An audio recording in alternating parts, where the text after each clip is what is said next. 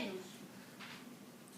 Axiña, todos os uns coñeceron o plan e traballaron en segredo construindo a nova arma. Cando os signos menos estiveron listos, os uns atacaron por sorpresa.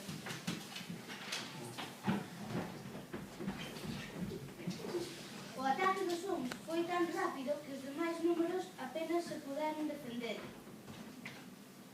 O signo menos era unha arma poderosa. Os exércitos foron reducidos en minutos.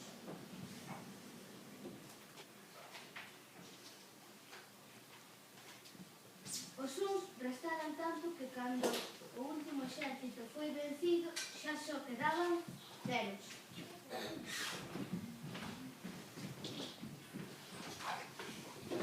O rei convocou a tropa e dixo: agora que sodes máis grandes pasaremos a segunda parte do plan.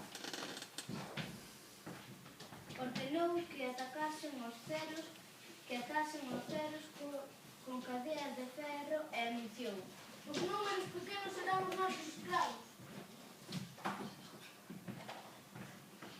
Os ceros tiveron que traballarse a coubo para construir un gran palacio, tal e como desexaba a súa majestade, o rei Meno. Canso de tanto abuso, un cero rompeu as cadeas, os uns quixeron castigalo.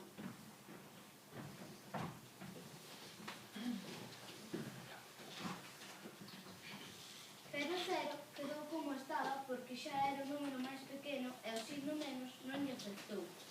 Entón, os uns comprenderon que as súas armas eran inútiles. Os ceros prisioneiros rebeláronse. Desarmaron os uns e destruíron as súas armas.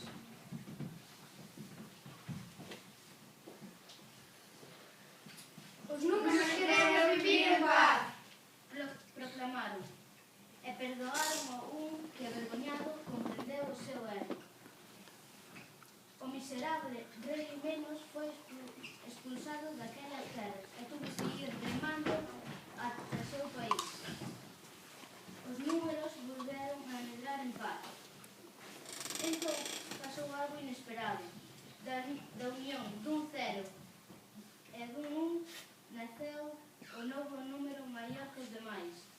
Puxéronlle de nome 10.